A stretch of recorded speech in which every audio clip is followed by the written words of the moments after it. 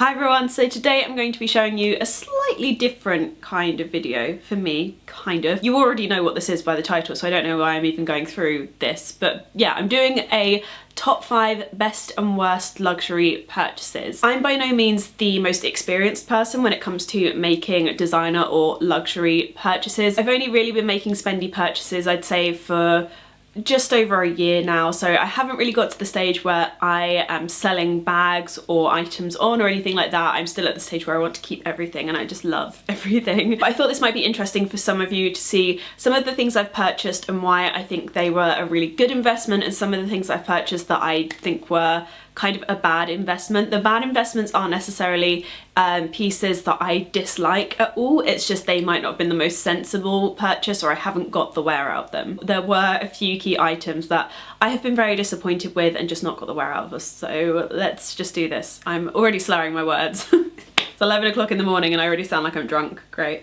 Also, little disclaimer, if you are not into luxury purchases and how much some people pay for bags and shoes literally makes you want to vomit, then I would not advise watching this video. And also, if you are my dad, I would not advise watching this video. Dad, just click.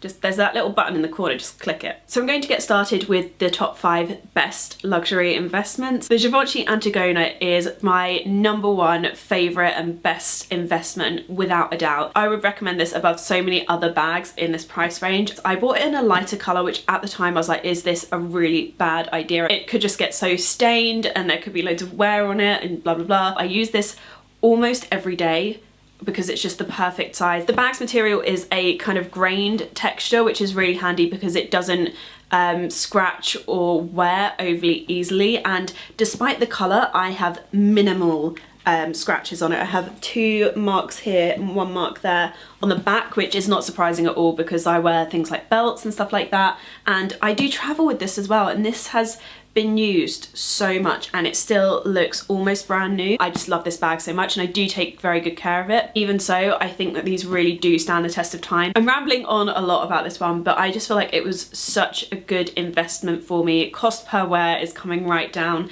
and it's one of those bags that has been around. I think it was released in 2010 and it really has stood the test of time, and I feel like it's a more classic style of bag. It's not really a trend bag. And of course these come in seasonal colours, so one day I might look back at the pebble grey and be like, ugh. But actually the style of the bag is such a classic style. I couldn't recommend this enough. I'm gonna move on, but yeah, this is my #1. I'm so glad I bought this. I just absolutely love it. My next favourite luxury purchase are these boots from Acne. I think I bought these around January, February time, and I absolutely love these. These are basically the luxury version of the Topshop boots that some of you might remember from my videos kind of a year ago now. I wore those to death. I literally wore them almost every single day and I loved them so much, and they were just falling apart, and I thought I'd invest in a more sturdy version. But for traveling, meetings, so many different occasions, I wear these. I just throw them on and they look good with so many outfits. They have a slight heel as well, which for me is so important, and I didn't want to buy just like a flat pair of Chelsea boots if I was investing in a pair, because I like something that gives me a little bit of extra height, and the heel on the shoe is really good as well. I am very heavy-footed and I walk funny, and all the time I buy shoes and they end up getting really uneven at the back, and these, considering how much I've worn them, have the tiniest little bit of wear, so I'm really impressed with them. They do have a lot of wear along the front because they're pointed boots, and I obviously when I walk they bend. I'm not really so fussed about that because that's just going to happen. The sole of the shoe on the front comes out quite a bit further than the little metal accent, which I'm very grateful for because I always do end up kicking things. It doesn't matter what shoes I'm wearing, I will just like stub my toe and stuff like that. Basically I'm just really uncoordinated. These little bits on the front really help to protect that. They're just a very well designed shoe and I love them so much. They were so worth the money. I think we all knew that #3 was coming up in this video. Had I only ever used this in the evening and once every so often, this bag would not have made it into this video. But for me, because I wear it every single day and it's lasting so well at the moment, I think that it was a really good purchase, especially for the fact that the prices of these bags are always rising. So as long as you look after it, you're never really likely to lose money on it. You will get at least your investment back. Yeah, I'm just so happy with this purchase. When I first bought it, some people were like, don't get the boy, you should get a classic flap and get it in like grainy whatever. And I was just like, no, I really love the metal on this as well. If you've watched my unboxing video, again, you will have seen that I thought initially that it was silver because I was told in store that it was silver, and I was kind of like, it's really got like a yellow tint to it if it's silver, and it's actually a light gold metal. I've never ever seen light gold, and I don't really, I'm very confused by it, but I had a meeting with Chanel for their beauty team, and they were like, oh my god, you've got the light gold, and I was like, is this a thing? Which explains why in Rue Cambon this was significantly more expensive than other boy bags, because I did wonder at the time, the conversion rate wasn't quite working out and I was slightly confused. So that is why. So yeah, it's just a really lovely investment piece. I love it a lot, and it's holding up really well, so I'm super impressed with that. So yeah. Number 4 was an investment for 2 reasons. Number 1, it's a self-portrait jumpsuit, which I absolutely adore. It's going to be so hard to show you. I'm going to have to like insert a photo or a cutaway or something like that. I'd always wanted a self-portrait piece, and I was a bit skeptical about getting a dress from them because I know they do come quite long and I'm quite small. So I wasn't sure that they would be the best investment, because if I had to have them taken up, that could be very difficult depending on how the hem was, and I just didn't think that that would be the best idea if I didn't know for certain that it could be taken up. So let me know if you've had a self-portrait dress taken up. Actually, if any of you have, let me know in the comments. But I decided to go for the jumpsuit. It's so figure flattering. I will link to a blog post where I've taken some photos in this because I just feel so comfortable in this. And the second reason it was an investment, which is partly why I think that is very flattering, I actually had the leg length taken up by quite a considerable, I can't speak, by quite a considerable amount. I think I had between 10 and 20 centimeters taken off this, and it was by far one of the best things that I've ever done. I've now done it with a lot of my dresses that would just needed a tiny bit, and it's so worth it, especially if you are smaller. Making that investment and then spending another 10, 15 pounds to have something taken up is so worth it, and I'm just so happy with this. And because I've had it taken up and I know it's like perfectly tailored to me, it's just such a special piece and I just feel great in it. I absolutely love it. So number 5 of my best purchases is actually a joint with number 1 of my worst purchases.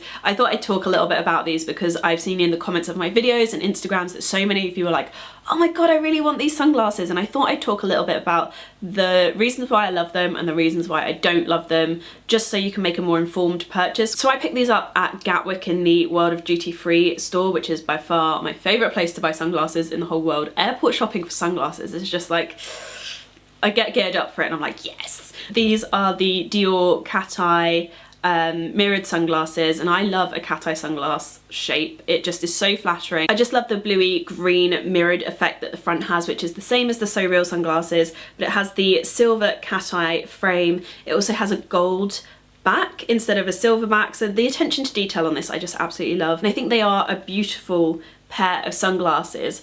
If it wasn't for the fact that the arms are rubber, and I can't get on with this because it just picks up your makeup. When you put your sunglasses on here, it just scoops up like your concealer on the side of your eyes, and you end up with makeup on the end of your sunglasses, and I'm constantly cleaning these and it bugs me so much. So that's one thing I don't like, but that's not the reason that I think these are a bad luxury purchase. The reason I think these are a bad luxury purchase are because they scratch so easily. Like, I don't even know how these have got scratched. I've had them for about 2-3 weeks now, and they are so badly scratched, and because of that they're just not going to stand the test of time. It will get to a point where they are just too scratched and it will be kind of embarrassing to wear them. And the Dior So Real sunglasses I have not a single scratch on them, and I've been wearing them for way longer than I've been wearing these. So for that reason, I don't think they're a great luxury purchase. So I love them, they are beautiful, they are one of my favourite luxury purchases of the recent months,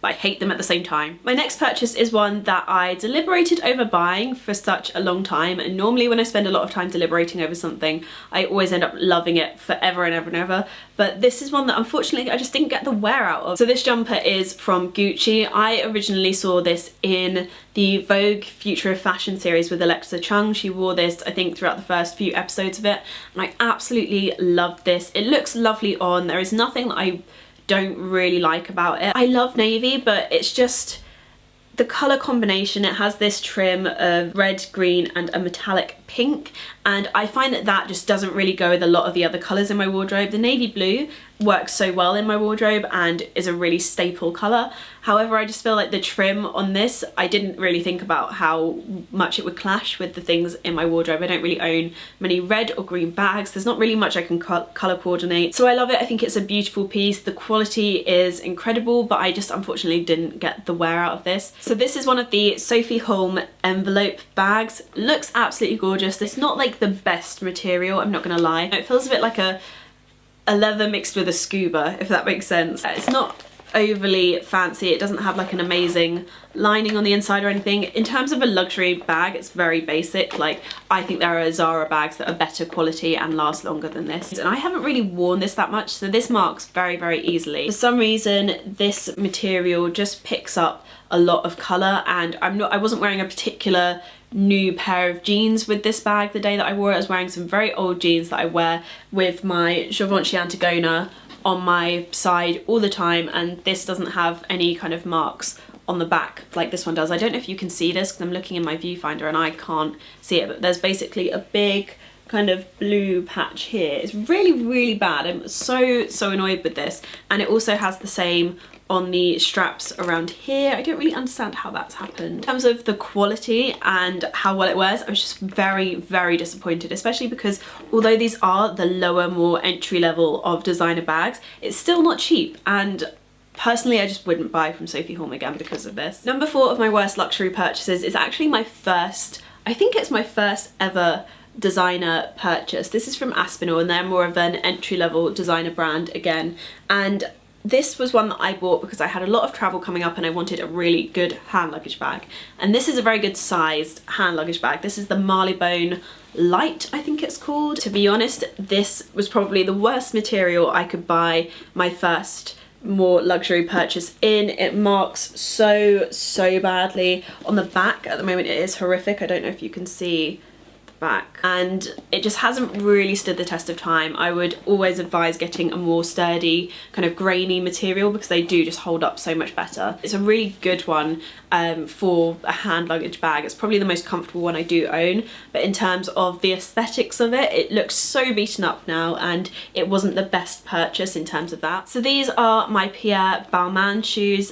I absolutely love these. These are stunning. Can we just take a moment, because I do like to just stare at them sometimes because they are just so beautiful. I got these from Louisa Via Roma and I had a little bit of a press discount, but put a lot of my own money towards them, and these are absolutely beautiful. I bought these for Paris Fashion Week. They're not the most comfortable shoe to wear. They do also become misshapen quite easily, and I always try and keep the original padding in there just to keep them a little bit more shapely, but unfortunately they are that material that does get out of shape really quickly, and they will mark very quickly as well. So I don't feel like they're the best investment for the price. They're not really overly hard wearing, so I'd probably go for a more scratch resistant material in future. Lovely shoes, super jazzy, just don't wear them, so they were quite a bad investment. I always get to the end of a video and my computer screen has turned off. It doesn't matter what settings I change, this always happens. So I really hope you guys enjoyed seeing my best and worst luxury purchases. Let me know what your best and worst luxury investments were in the comments below, or anything that you are thinking of buying. Please go ahead and enable me. If you have any questions on any of these items as well, then feel free to ask in the comments below and I'll get back to you. Also, if you don't follow me on Twitter or Snapchat, then you won't have seen that I'm thinking about vlogging